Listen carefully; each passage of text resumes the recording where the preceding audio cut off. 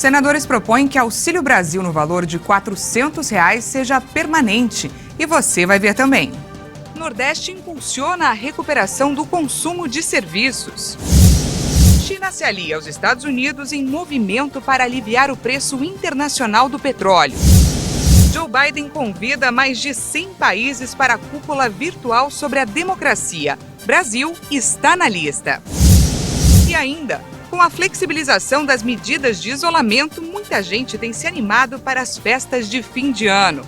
Mas especialistas alertam, é preciso manter os cuidados. Você vai ver a partir de agora. Uma boa tarde para você, seja bem-vindo.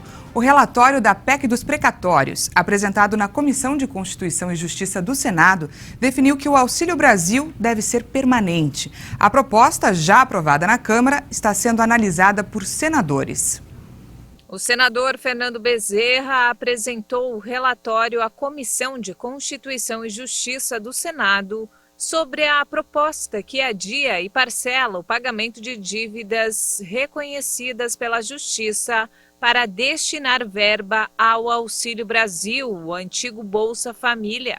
Os senadores governistas lutam para manter as linhas gerais do texto aprovado na Câmara, mas alguns parlamentares apresentaram sugestões que alteram partes da proposta.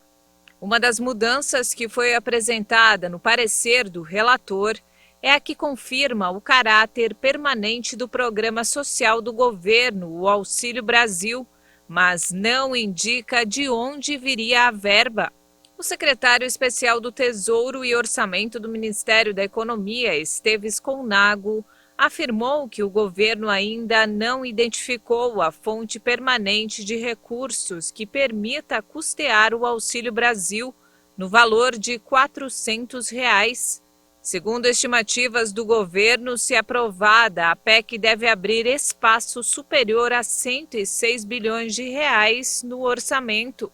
A definição de que o Auxílio Brasil deve ser permanente foi uma exigência de senadores durante as negociações de Bezerra para a aprovação da PEC dos precatórios.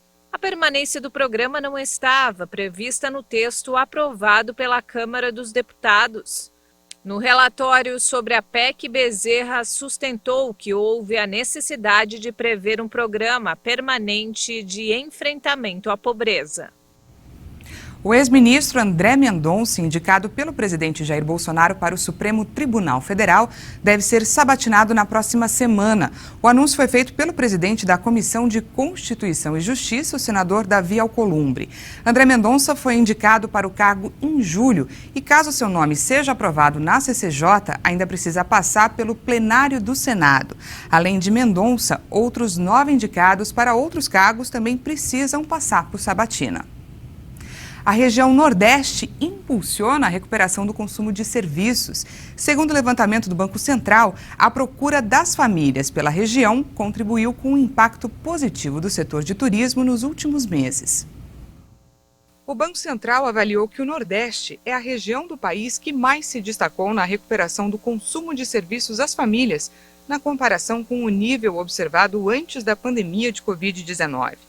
O levantamento comparou a performance das regiões Nordeste, Sudeste e Sul em relação aos dados da pesquisa mensal de comércio e de serviços, que serviram de referencial para análise.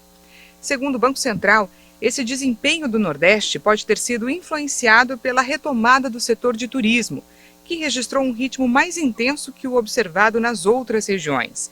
Dados da pesquisa indicam que o consumo de serviços às famílias nos estados da região já havia caminhado para o terreno positivo em setembro, na variação sobre fevereiro de 2020. Ao mesmo tempo, as regiões Sul e principalmente o Sudeste permaneceram a passos lentos. O avanço da vacinação também favorece a volta à normalidade de atividades que dependem de maior interação social, contribuindo para a manutenção da retomada do setor de serviços às famílias. E olha só, o produtor rural de São Paulo vai receber crédito para restaurar áreas desmatadas de propriedades e pode até lucrar com o mercado de carbono. O projeto, lançado pelo Instituto de Manejo e Certificação Florestal e Agrícola, pretende acelerar a recuperação ambiental no estado. O O projeto para promover a restauração florestal de áreas desmatadas busca principalmente produtores rurais com pendências judiciais para participar. A iniciativa, chamada de H2A Hilb Agroambiental, conta com patrocínio de mais de R$1 milhão do fundo do governo britânico Partnerships for Forests. O programa localiza propriedades rurais que têm áreas aptas para restauro e procura os responsáveis para oferecer a eles um projeto completo de reflorestamento. Além de ter um financiamento para restaurar a área, o produtor rural pode lucrar com o mercado de carbono e ainda pode optar por uma recuperação que permita o manejo florestal sustentável. Atualmente, o estado de São Paulo tem mais de 1 milhão de hectares aptos para recuperação.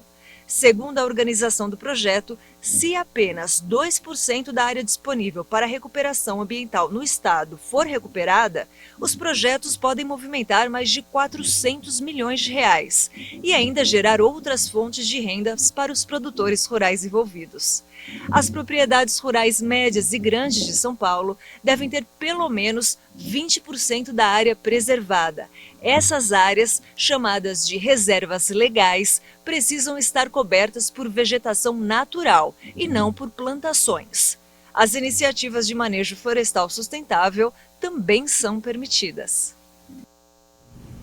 2 filhos da ex-deputada federal Flor de Lis foram condenados pela morte do pastor Anderson do Carmo em 2019. Flávio dos Santos Rodrigues, acusado de atirar no padrasto, foi condenado a 33 anos e 2 meses de prisão por homicídio triplamente qualificado, porte ilegal de arma, uso de documento ilegal e associação criminosa armada. Já Lucas César dos Santos Souza, apontado por comprar a arma do crime, foi condenado a 7 anos e meio por homicídio triplamente qualificado. A sua pena foi reduzida por ter colaborado com as investigações. A defesa de Flávio afirmou que vai recorrer, já os advogados de Lucas disseram concordar com a pena imposta ao cliente. A ex-deputada Flor de Lis está presa desde agosto por suspeita de ser a mandante da morte do então marido. O Brasil atinge a marca de 613 mil mortes pela Covid. E o estudo do Imperial College de Londres, segundo o estudo do Imperial College de Londres, a taxa de transmissão da doença voltou a subir no país e passou de 0,99 para 1,06 nesta semana. Em 24 horas, o Brasil registrou mais 284 mortes por Covid-19. Agora, o país chegou a 613.066 vítimas da doença. Também foram confirmados mais 10.312 novos casos de um dia para o outro. No total, já são mais de 22.030.000 diagnósticos positivos para o coronavírus. A média de mortes está em 227 vítimas por dia. Segue abaixo de 300 pelo 22º dia seguido. Com uma redução de 5,6% em relação a 2 semanas atrás, a curva volta a apresentar tendência de estabilidade. A média móvel de casos indica 9.214 novos registros diários, com uma diminuição de 17,20% em relação a 2 semanas, apresenta tendência de queda. No cenário que mostra a evolução da doença por regiões, hoje, 9 estados apontaram alta: Amazonas, Bahia, Ceará, Pará, Rio Grande do Norte, Rondônia, Roraima, Santa Catarina e Sergipe. Já em estabilidade, agora estão 12 unidades da Federação: Acre, Alagoas, Amapá, Distrito Federal, Maranhão, Mato Grosso do Sul, Paraíba, Pernambuco, Piauí, São Paulo e Tocantins. 6 estados apresentam queda: Espírito Santo, Goiás, Minas Gerais, Paraná, Rio de Janeiro, Rio Grande do Sul. E olha só, o governo de São Paulo acabou de anunciar que vai liberar a obrigatoriedade do uso da máscara em ambientes externos a partir do dia 11 de dezembro, que é uma segunda-feira, mesmo não tendo atingido a meta estipulada pela própria gestão estadual de redução de indicadores da pandemia. O anúncio foi feito pelo governador João Dória em coletiva de imprensa no início da tarde dessa quarta-feira. A proposta foi aprovada pelo Comitê Científico, grupo de especialistas que orientam a gestão de João Dória. E vamos falar de vacinação. O Brasil bateu a marca de 303.543.000 doses de vacinas aplicadas. Mais de 61% da população brasileira já está completamente imunizada contra a Covid. Segundo o Ministério da Saúde e as secretarias estaduais de saúde, mais de 158.242.000 pessoas tomaram a primeira dose. Isso representa 78,18% da população, enquanto mais de 130.558.000 brasileiros tomaram a segunda dose ou a dose única, o que representa 61,2% da população. E a dose de reforço já foi aplicada em mais de 14.741.000 pessoas, 6,91% da população. O presidente americano Joe Biden convidou 110 países, entre eles o Brasil, para uma cúpula virtual sobre a democracia. O evento, que vai ser realizado em dezembro, irritou o principal rival dos Estados Unidos, Pequim. A lista de países convidados foi publicada no site do Departamento de Estado americano. O convite se estendeu também ao Iraque, Índia e Paquistão. A China, principal rival dos Estados Unidos, não foi convidada, diferentemente de Taiwan, uma medida que irritou Pequim. Dar espaço para separatistas de Taiwan só o deixará preso em uma situação embaraçosa. Ao brincar com eles, você só vai queimar os próprios dedos. A ilha, governada de forma democrática e reivindicada pelos chineses, é foco de tensões entre as duas maiores potências mundiais, os Estados Unidos e a China. No Oriente Médio, apenas Israel e Iraque foram convidados. Já aliados árabes tradicionais dos americanos, como o Egito, Arábia Saudita, Jordânia, Catar ou Emirados Árabes Unidos, não foram chamados. A Turquia, país membro da OTAN, assim como a Hungria, liderada pelo controverso primeiro-ministro Viktor Orbán, também não estão na lista do Departamento de Estado. A Cúpula pela Democracia é uma das promessas de campanha de Joe Biden e foi organizada diante dos muitos contratempos sofridos em democracias mundiais nos últimos meses. Os próprios americanos foram incluídos na lista de democracias em declínio pela primeira vez, principalmente devido à era Trump, em um relatório da organização internacional IDEA. Rivalidades à parte, a China anunciou o uso de reservas de petróleo para forçar a queda nos preços.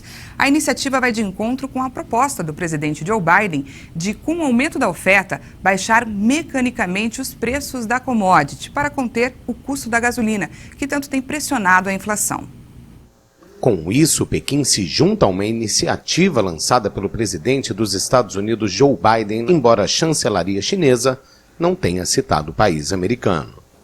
A China irá, à luz de suas reais condições e necessidades, providenciar a liberação das reservas estatais de petróleo bruto e tomar outras medidas necessárias para manter a estabilidade no mercado e divulgar informações relevantes em tempo hábil. Os chineses não especificaram quando isso será feito ou quanto petróleo Pequim vai colocar no mercado. Biden anunciou uma iniciativa para reduzir os preços da commodity, recorrer aos 50 milhões de barris de petróleo das reservas estratégicas dos Estados Unidos, o maior volume já liberado. Os americanos indicaram que essa decisão é tomada em paralelo a outras grandes nações consumidoras de energia, como China, Índia, Japão, República da Coreia e Reino Unido. De acordo com a agência financeira Bloomberg, Biden teria discutido essa iniciativa durante sua primeira cúpula por videoconferência na semana passada com seu homólogo chinês Xi Jinping. A iniciativa conjunta busca baixar mecanicamente os preços com o aumento da oferta.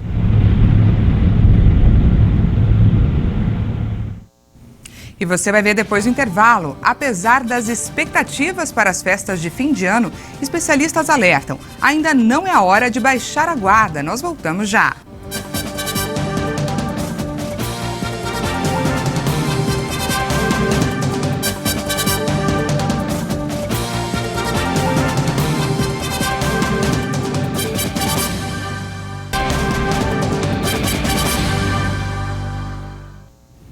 Estamos de volta ao vivo, agora são 13 horas e 18 minutos no horário de Brasília.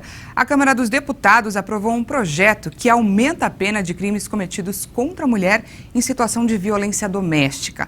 A proposta, que altera a Lei Maria da Penha, o Código Penal e o Processo Penal, segue agora para avaliação do Senado. O texto dobra as penas de crimes contra a honra praticados contra mulheres no caso de violência familiar, como calúnia, difamação e injúria. O projeto também propõe que o criminoso que praticar esses tipos de crimes, ainda que se retrate antes da condenação, não deve ficar isento da pena. Atualmente, o Código Penal permite esse benefício ao autor do crime. A proposta também estabelece que as infrações devem ser apuradas, independente da apresentação de queixa pela vítima. O crime de ameaça cometido em situações de violência doméstica contra a mulher também teve a pena aumentada. Segundo o Código Penal, o crime consiste em ameaçar alguém por palavra, escrito ou gesto, ou qualquer outro meio simbólico. Atualmente, a pena prevista para o crime de ameaça é de prisão de 1 a 6 meses e multa. O texto propõe que, em caso de violência doméstica e familiar contra a mulher, a penalidade aumente para 6 meses a 2 anos de prisão e multa. O projeto também estabelece que crimes no âmbito de violência familiar vão ter prioridade na apuração. A NASA lançou uma missão para colidir uma nave espacial contra um asteroide. É um ensaio para o caso da humanidade precisar um dia impedir que uma rocha espacial gigante acabe com a vida na Terra. O aparelho decolou a bordo de um foguete SpaceX a partir da base da Força Espacial de Vandenberg, na Califórnia. Seu alvo é o Dimorphos, uma lua com cerca de 160 metros de largura que orbita um asteroide muito maior chamado Didymos, de 780 metros de diâmetro. Juntos, eles formam um sistema que orbita o Sol. O impacto deve ocorrer entre 26 de setembro e 1º de outubro de 2022. O projeto teve um custo de 330 milhões de dólares e é o primeiro do tipo. Existem cerca de 10 mil asteroides próximos à Terra, com corpos maiores que 140 metros, mas nenhum tem chance significativa de impacto contra o planeta nos próximos 100 anos. Mas a estimativa é que apenas 40% desses asteroides foram encontrados até o momento. E olha só, a proximidade do Réveillon tem animado muita gente. Depois desse período todo de restrições por conta da pandemia, as festas e comemorações estarão finalmente liberadas, mas especialistas fazem um alerta. É preciso conter a ansiedade e manter os cuidados. Por enquanto, o cenário na Avenida Paulista é aquele, bastante conhecido. Pessoas apressadas, cheias de compromisso e trânsito intenso. A Avenida Paulista pode ter novamente a festa de Réveillon neste ano. Na virada de 2020 para 2021, o evento foi cancelado por causa da pandemia. Por isso, a comemoração promete ser especial. Uma expectativa que pode ser percebida entre as pessoas que passam por aqui. Acredito que tenha mudado um pouco. Claro, com muita cautela, ainda a gente está cuidando, né? Tendo os cuidados aí. Infelizmente, com toda essa pandemia e agora com a vacinação, eu acho que é, entre aspas, um sinal verde para você viajar. Vai ser diferente? Vai ser especial poder voltar a comemorar? Vai ser diferente. Especial sim, porque o ano novo não vai deixar de existir. Assim, várias coisas, eventos não vai deixar de existir, mas vai ser especial sim. E essa euforia já se reflete nos negócios. A procura por pacotes turísticos para o Réveillon cresceu mais de 50%. E o setor encara a data com uma oportunidade de recuperar um pouco do prejuízo causado pela pandemia. Para nossa surpresa, né, no dia a dia, trabalhando, vendo a retomada das pessoas, né, o quão elas querem realmente, a gente até brincou, né, quando abrir as porteiras, todo mundo vai sair. E, de fato, isso vem ocorrendo. Mas junto com essa empolgação, também aumenta o risco. Especialistas lembram que a pandemia não acabou e é preciso manter os cuidados. O exemplo vem da Europa, onde alguns países estão tendo que retomar as medidas de isolamento social, por causa do risco de uma terceira onda de contaminações pela Covid-19. A gente tem uma oportunidade importante de talvez não repetir os erros que os Estados Unidos ou outros países europeus cometeram. a flexibilização sem que uma parcela gigantesca da população esteja vacinada. Então, olha só, é importante esse assunto. Nós temos mais 40, 45 dias para estimular toda a população possível a ser vacinada. Quanto maior o número de pessoas vacinadas, maior será a proteção dos indivíduos. E controlar a ansiedade será o grande desafio, segundo os especialistas. Isso porque, depois de vários meses em isolamento social, com a vida cheia de restrições, muitas pessoas acreditam que o Réveillon pode ser a oportunidade de recuperar esse tempo perdido. Mas esse pensamento pode ser um grande erro. Um erro e um grande perigo. As pessoas que vão para as festas com esse pensamento de que eu preciso tirar o atraso, né, do período em que eu estive fechada dentro de casa, corre um grande risco até mesmo de vida, porque corre o risco de exagerar nas bebidas, de se colocar em situações de risco. Então, nós temos que ter, nesse momento, muito autoamor, muito cuidado próprio de que é possível, sim, se divertir, ser feliz de forma saudável. Porque depois que passa a festa, a vida continua. A psicóloga afirma que a celebração é importante e merecida, mas que é preciso responsabilidade. Curtam o Natal e Ano Novo como um momento feliz, mas lembrem que é um momento. Há outros que virão e outros que passaram. Afinal, um novo ano vai começar. Responsabilidade é a palavra da vez. Muito obrigada pela sua companhia e até mais.